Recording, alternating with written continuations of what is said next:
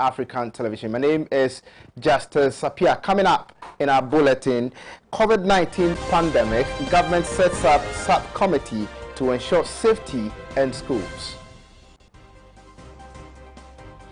Liberia ex-president to head WHO coronavirus panel. Now, COVID-19 prices of goods and services may escalate soon, says Electra. Details of these stories, including sports, entertainment, and international news, will come your way for the next 1 hour. We're going for a short break. We'll be right back.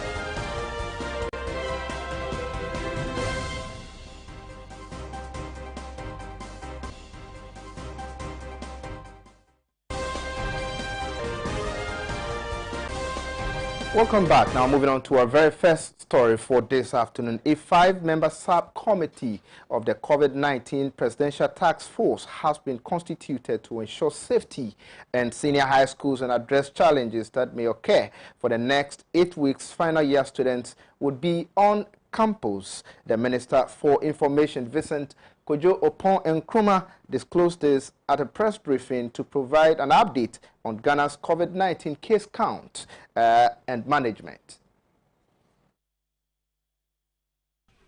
The body has also been tasked to ensure strict conformity to the guidelines of campus quarantine and address gaps swiftly.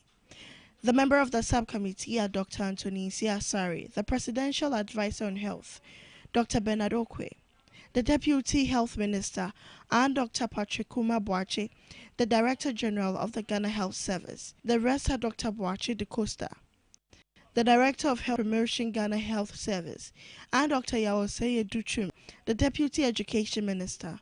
The Information Minister also encouraged parents to contact 311 when they come across stories relating to the awards in school. He further revealed that the rules on social distancing and COVID-19 preventive etiquette still applied and urged students to report any incident to the school authority.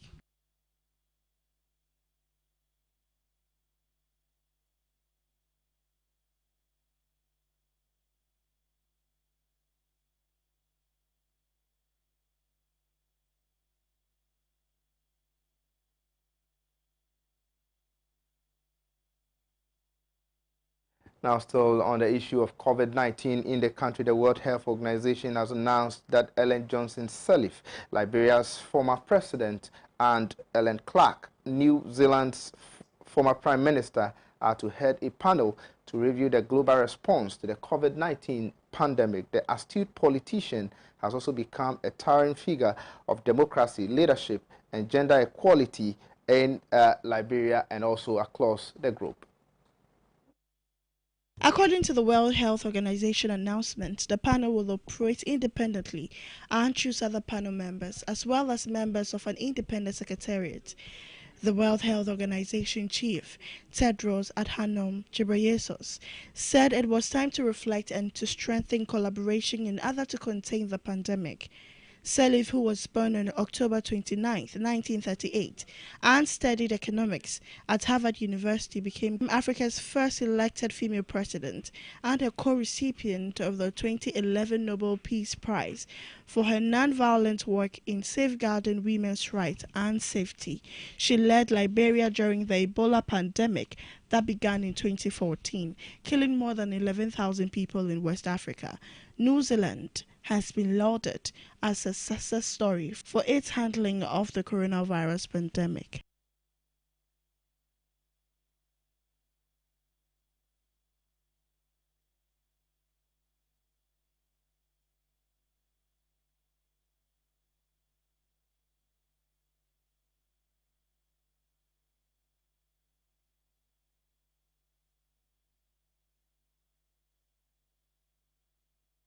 "32 health workers at the Tamale Teaching Hospital have contracted COVID-19 disease. The Director of Medical Affairs of the Tamale Teaching Hospital, Dr. Abbas Adam, who disclosed this at the sidelines of a donation by the National COVID-19 Trust Fund in Tamale, said out of the figure, 19 were doctors, 12 nurses, and 1 elderly. He said some of them have been treated and discharged, while others are still undergoing treatment. Dr. Abbas stressed the need for all to adhere to the safety protocols to curb the continuous spread of the disease. Yeah, it won't be the last, and it won't be the first time again, because we, the youth, we go with truth, and we always make sure that truth will prevail. Any other person that the president will nominate or appoint to head this facility, and that person is not correct, I swear heaven and earth, we will come back. We will come back and sack that person. Initially, I told you that Dr. Appiah is having 7 companies registered in his name, and he's awarding contracts for himself. You understand? He goes out and buy ordinary gloves, examination gloves, which is 23 Ghana cedis. And when he comes to the hospital, he will escalate or parachute the price to 70 Ghana cedis per packet, which is causing financial loss to the hospital. You understand? And he's even talking, he's putting issue life threats, death threats to some of the staffs in the hospital. And I can give you a clear example. Asana Musa, Mohamed Asana, member of the regional communication team and a vibrant communicator for our party, who works here. Currently, the case is in the CID office, and they are investigating the matter. And there is one Dr. Tachi, or Tachi, I don't know his name. He is in charge of the emergency department. Currently, he's also going. Where are we going? Are we going forward, or we are going backwards? If Dr. Tachi is the only, and he has served this hospital for over 12 years, because of the way Dr. Kolbila is talking to those doctors. Dr. Tachi has finished everything. So we are calling on the clergy, we are calling on the chiefs to come together and plead so that Dr. Tachi will remain. Although he's in the emergency department working all right, but you and I can testify to the fact that the emergency department, if you go there right now, you may go there and see someone with internal bleeding, and they will leave that person for almost 4 hours to die. You understand? Common drips. This hospital is not having drips. They go out and buy drips for their patients, which isn't.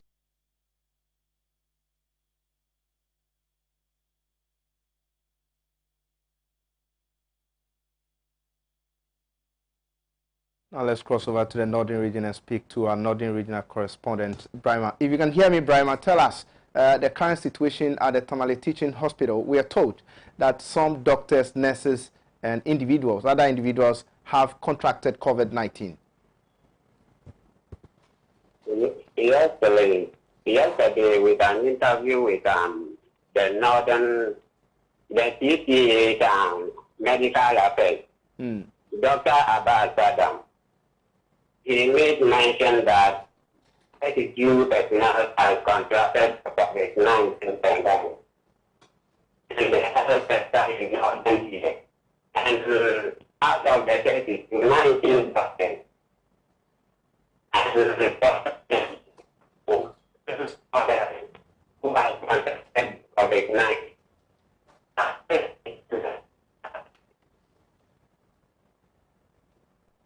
Hello?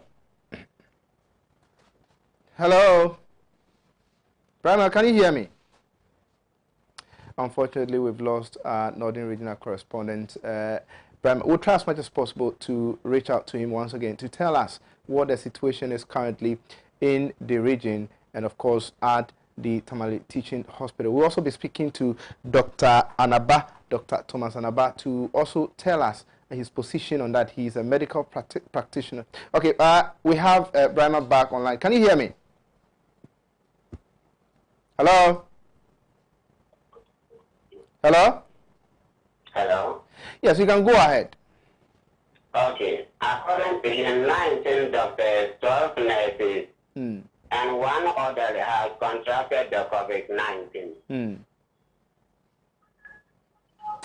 And some of them have been discharged, but he didn't disclose to us the number of personnel who have been discharged.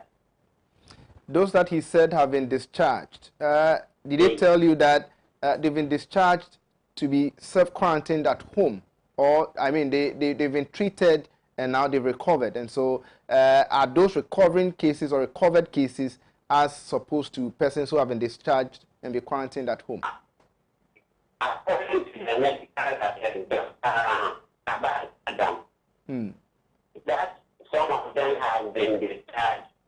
The three are two, and some have been discovered.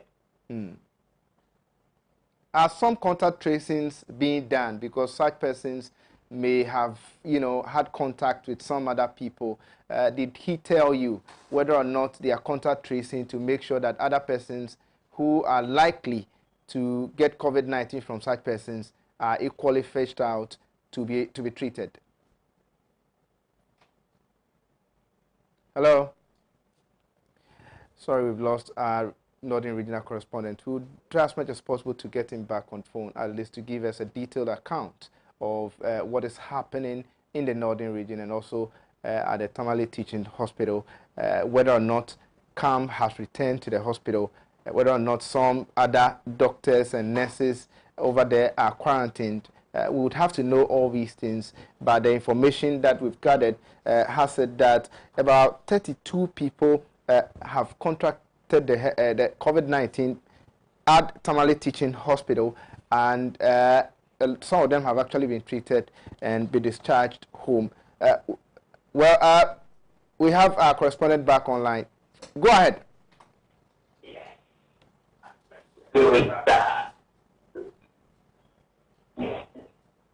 Unfortunately, the line is not actually helping us at all. If you can position yourself well, Brahma, I'll be very grateful. Hello? You are still watching Pan-African News Radio on Pan-African Television. We are coming to you from our studios in Abilinkwe 48 Sonica Street here in Accra. We're going for a short break. We'll be back with some more stories.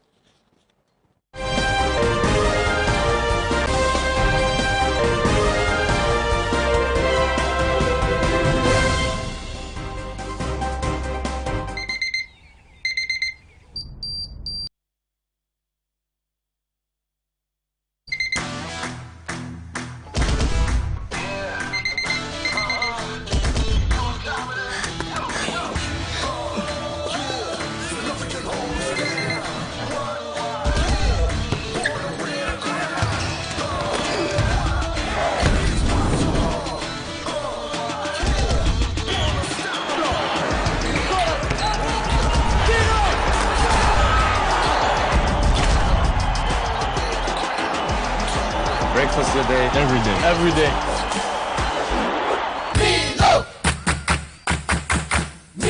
Nestle. Good food, good life. This advertisement has been vetted and approved by the FDA.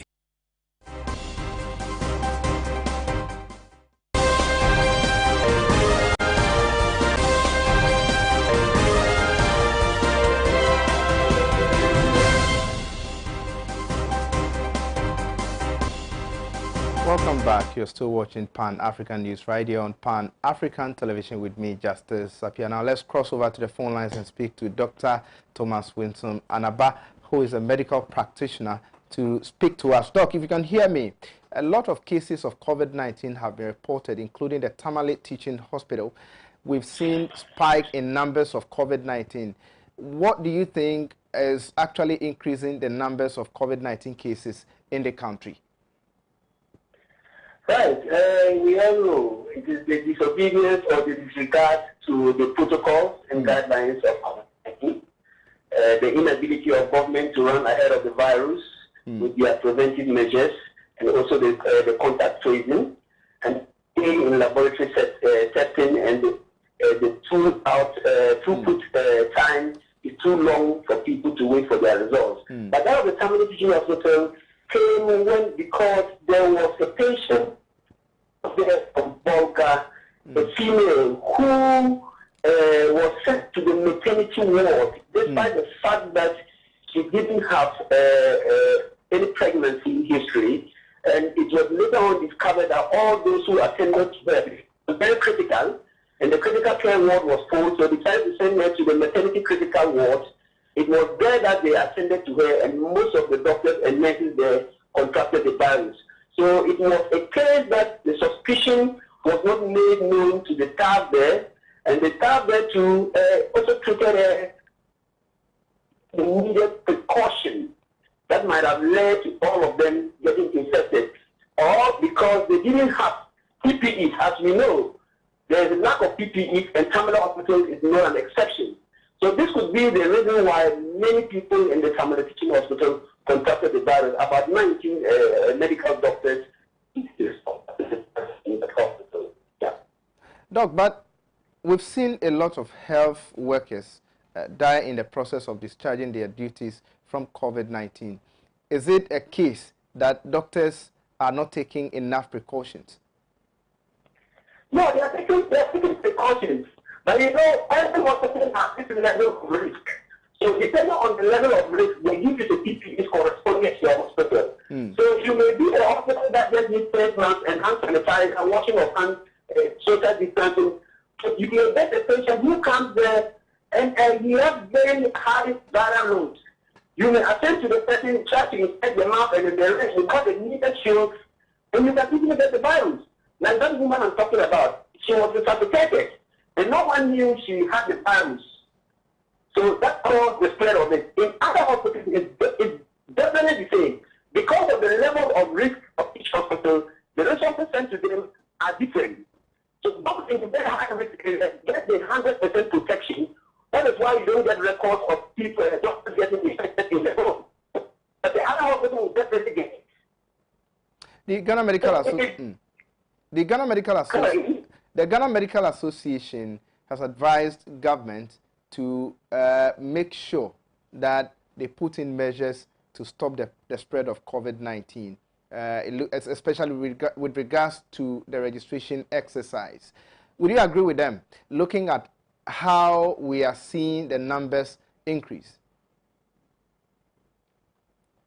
Hello, Doc.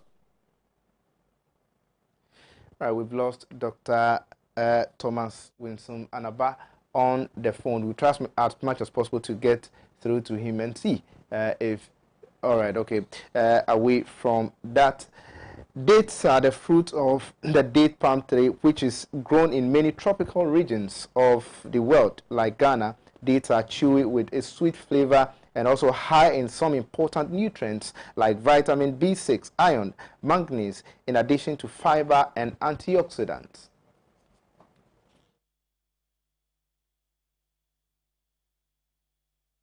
The massive health benefits of dates have made them one of the best ingredients for muscle development.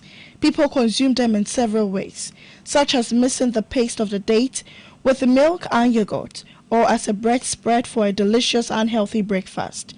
The paste is beneficial for both adults and children, especially during a time of recovery from injury or illness. The benefits of dates include relief from constipation, intestinal or disorder, heart problems, anemia, sexual dysfunctions, diarrhea, abdominal cancer, and many other conditions. Dates also help for a healthy weight gain. They are rich in several vitamins, minerals, and fiber. These delicious fruits contain oil, calcium, sulfur, iron, potassium, phosphorus, manganese, copper, and magnesium, which are all beneficial for health. Some health specialists have said that eating one date per day is necessary for a balanced and healthy diet. According to a modern medical survey, it is now accepted that dates are useful in preventing abdominal cancer. When the body begins to absorb the high nutritional value of the date, feelings of hunger are specified.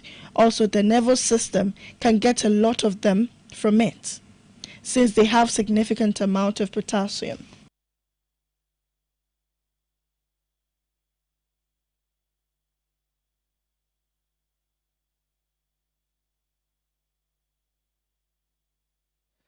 Now, the National Democratic Congress has accused the Electoral Commission of sinister moves to rig the upcoming 2020 elections. Among some of the accusations were district offices or Electoral Commission used as registration centers, unfair exposure of students to risk, and discrepancies in collated registration figures.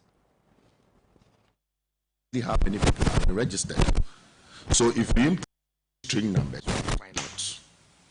So we've been monitoring provided evidence of the figures and all other things. We also asked a number of questions, many things that just do not make sense, and we will share it with you so that the EC should explain. So clearly, the WINSUM was led EC is up to something very significant, and the earlier the better it will be for our fledgling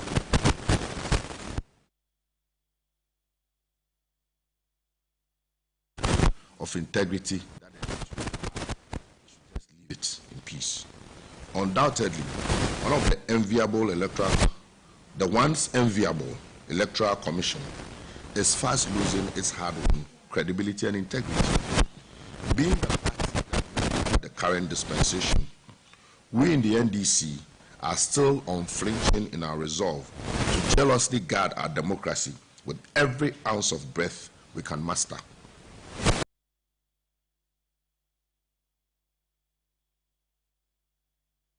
Well, that'll be all for the local stories, but coming up in business, Africa's development experts must engage for continent's rapid growth, says President Nana Dankwa Akufo-Addo. The details of these particular stories and others may come your way for the next hours that are left for us. We're going for a short break.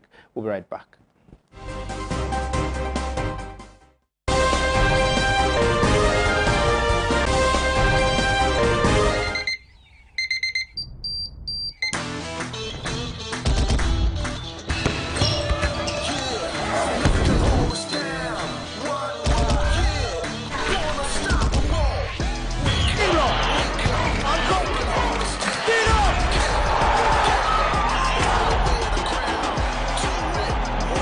Breakfast good day, every day.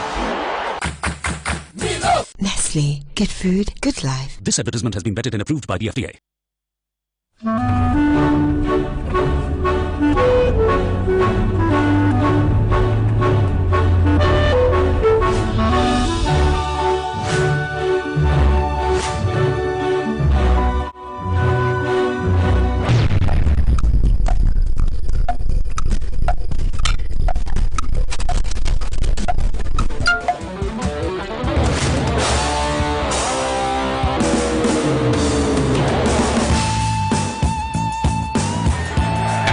It's incredible! Bang on target!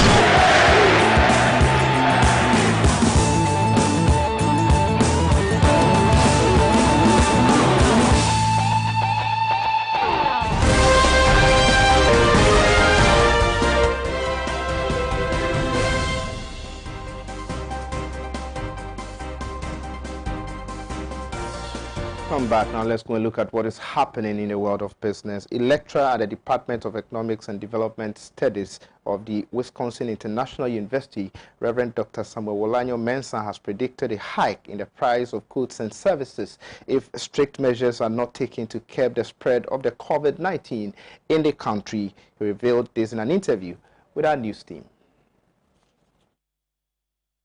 He was of the view that because Ghana is an import-led economy, the impact of the virus may lead to escalation of prices, resulting in more money chasing fewer goods, and therefore advocated support for more indigenous businesses to help stabilize the economy. I think that fundamentally and basically when we look at the microeconomic indicators, you realize that we have two ways of assessing every economy. Both we have book value and the market value. The book value is about the theories, talking about interest rate, inflationary rate, exchange rate, and to a very large extent when we also roll out the GDP and the growth rate. So I think for now we may have a challenge with these indicators, in exception of the interest rate. The interest rate we have a control over as a country. So I think that the central bank continue reducing the rates, the base rate, and from around 22% down to 16%. And we still want the central bank to reduce the policy rate further. Now, you also realize that the other commercial banks are equally reducing their interest charge on loans. But that is not enough. You realize that the inflation, the issue of inflation, because our economy is much more dependent on the import-led. So we are dependent on some form of external goods and external assistance before we are able to survive as a country. He explained the impact of COVID-19 on the Ghanaian economy. Speaking, the COVID-19 has really affected our economy. It has affected livelihood. It has increased the cost of living. Prices of goods and services are increasing every day. You realize that even 2 or a day ago, fuel prices and for that matter transportation has been increased, all due to the COVID-19. Now you realize that due to the impact of COVID-19, it affected employment, and for that matter unemployment has increased because most businesses have collapsed or have come to a standstill. So when that happens, the unemployment rate becomes very high. Once unemployment rate becomes very high, it affects livelihood, and for that matter social vices are also increasing, because it's a matter of surviving of fittest. You see, the major problem we have now is that I think hunger has become the order of the day. People struggles to be able to make an ends meet, and once people are hungry, they find it very difficult to have 3 square meals a day. Then the issue about their health conditions becomes a national issue. The lecturer also proposed some few strategies to help get the economy back to its right footing. Now, at this moment, the only avenue for us is to be able to take agri-businesses so serious. And when you look at our potential as a country, I think that we can also make inroads in terms of pharmaceutical industry. We have few pharmaceutical industries. If we need to empower them, resource them, and support them so that they begin to produce much more drugs, which will be environmental inclined, that will help us to be able to combat this virus and also improve upon the well-being and the health condition of the citizens. So those policies and programs are welcome. We can equally develop a model whereby we develop local technology.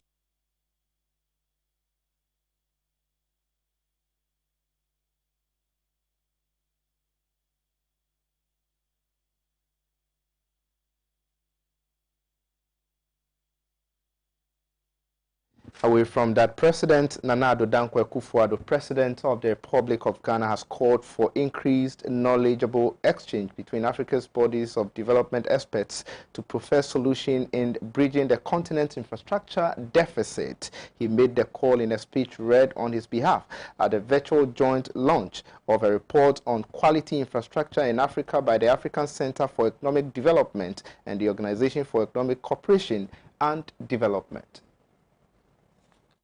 According to the president, Africa was replete with world-class experts whose capabilities have not been well utilized to the benefit of the continent.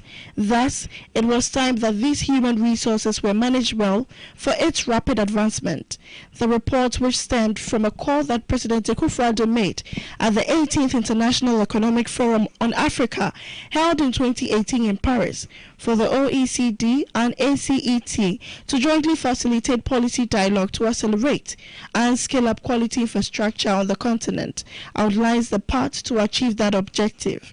He had in that forum stressed the need for an African-led development approach in building of quality infrastructure to meet the continent's growth requirement, and urged African states to simplify processes, speed up investment, and making financing the dynamics of the continent demography growth and urbanization.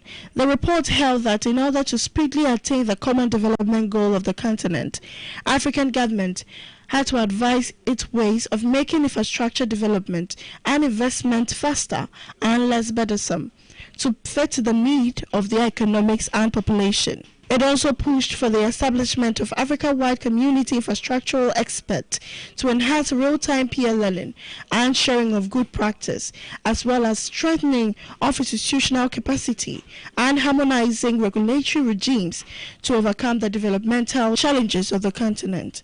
President Akufo-Addo, who described himself as a strong advocate, has an urgent need to build rapid quality infrastructure to meet the development needs of Africa.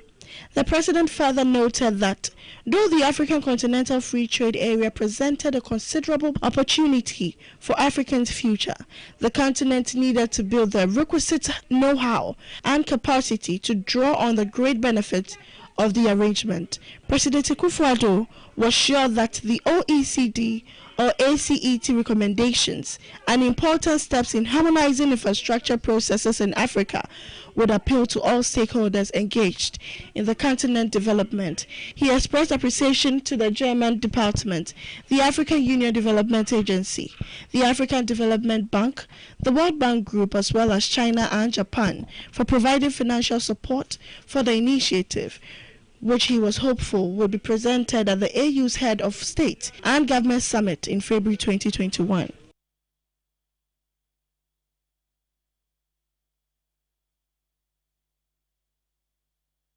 But that's all for business. Up next is international news.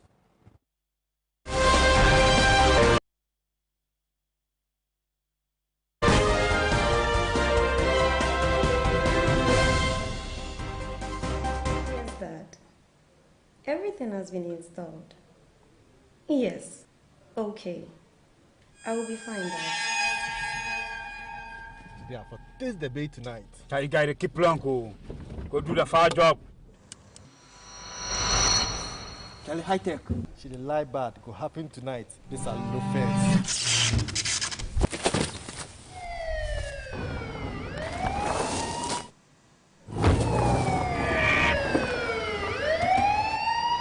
Alright, Inspector Obo. They couldn't get in this time. How come? Security warehouse.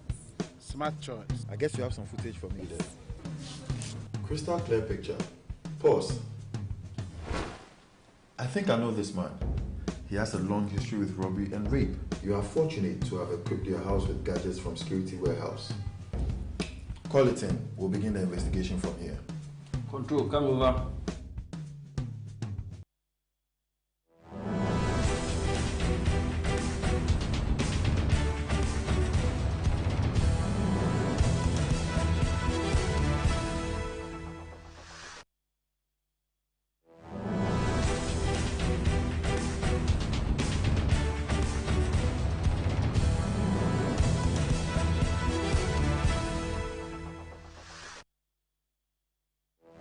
Welcome back. Now let's do some stories from our international partners. People's Dispatch. On July 6, various social movements, trade unions and left-wing political parties manifested their rejection of the Urgent Consideration Law, LUC, approved by the Chamber of Deputies on July 5. The LUC is an anti-worker and neoliberal legislation promoted by the ruling right-wing government of President Louis Lacalle Pou.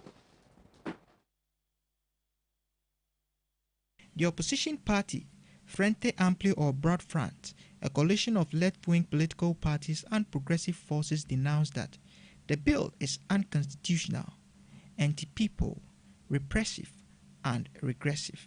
And they said that they will continue fighting and will not allow a step back on the right one. Some sectors of the Frente Amplio proposed collecting signatures to repeal the LUC. The procedure could lead to calling a referendum to eliminate the said legislation. The initiative has the support of the Uruguayan Union Center, the Inter-Union Plenary of Workers, National Convention of Workers, and the Uruguayan Communist Party. The LUC was approved in general by both the Chamber of Deputies and the Senate last month amid the massive national protest and strike against it. The general approval gave way to debate on the legislation's articles and made changes in them. After suggesting modifications and approving the same on July 5th, the deputies have sent the bill to the Senate. The senators have 15 days to review and vote on the modifications to the articles of the LUC. The LUC is a package of 476 articles proposing neoliberal reforms that would impact various aspects of the public sector, such as health, education, housing, employment, economy, and security. The social movement and the opposition consider them as setbacks as they promote budget cuts in the public sector, support the privatization of public companies, increase the powers of law enforcement forces, and restrict the right to strike of the workers, among other issues. The LUC has been one of the priorities of the Lacalle Pou government. Since assuming office in March, the government has wanted the project to be debated in Parliament.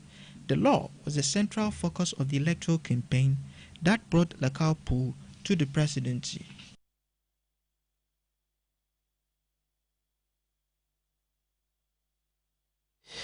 Now, progressive sections in Greece have intensified protests against plans to hand over the Appiah Mountains peaks to business interests for the development of wind farms. On July 5, Sunday, hundreds of people under the leadership of the Struggle Committee for Appiah organized a hike from Aegean Kalau to the monument of Niala to protest the proposal for the installation of 650 wind turbines in the Appiah region, a mountainous terrain located in the Evrytania and Kadista regional units of mainland Greece.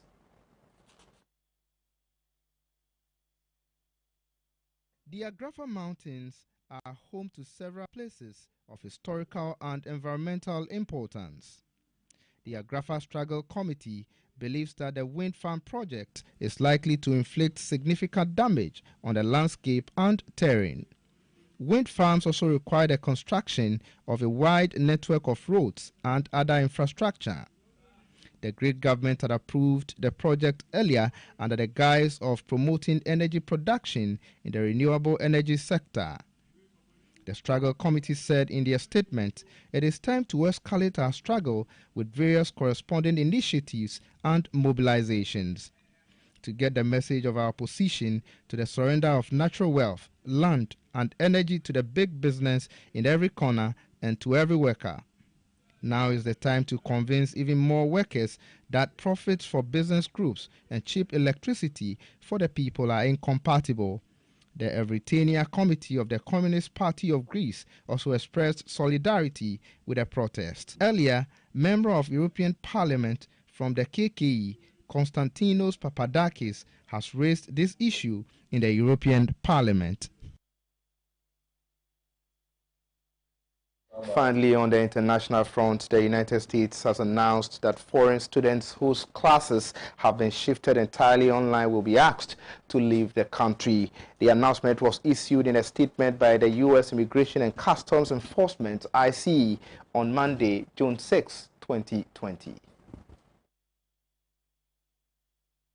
The move will affect thousands of foreign students enrolled universities that have recently turned their classes entirely online in the upcoming academic term because of the COVID-19 pandemic.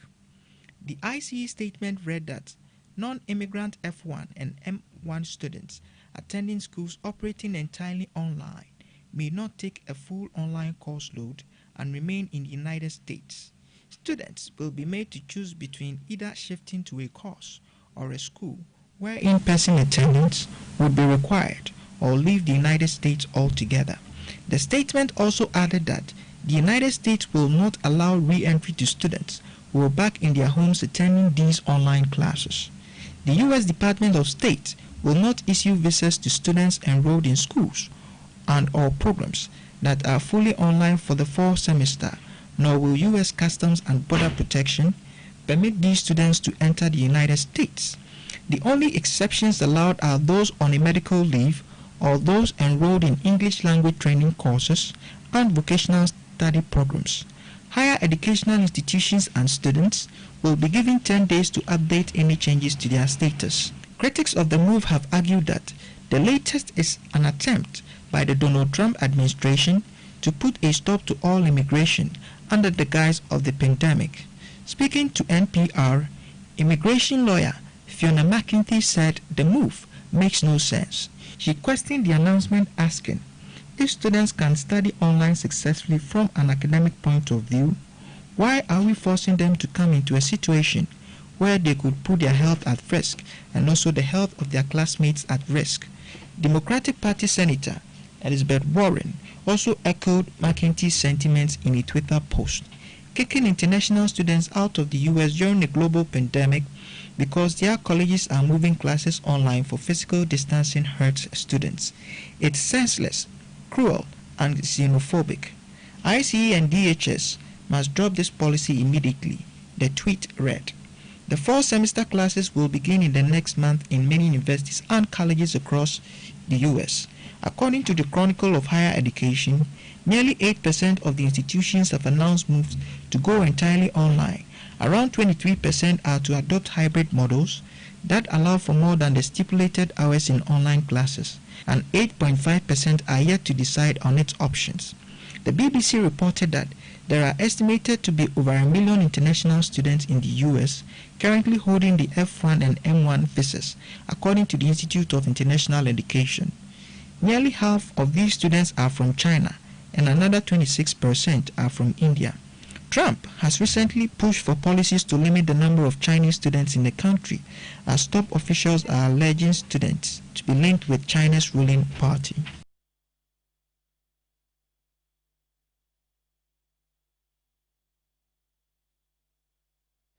Credit to People's Dispatch for the international stories. Eve Edwards is standing by with updates in sports.